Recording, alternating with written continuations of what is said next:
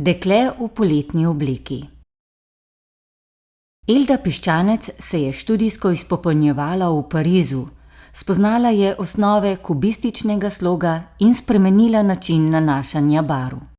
Svetli barvni toni so skoraj prosojni, poteze čopiča so široke, pravilnih oblik in enakomerne. Motivi dajejo vtis oglatosti. V ta sklop sodi slika Dekle v poletni obleki. Predstavlja modno opravljeno damo. Slikarka je bila pozorna na podrobnosti, kot so klobučki, drzni kroj oblek in fino blago. Z modo se je spoznala že na krojaškem oddelku Obrtne šole v Ljubljani.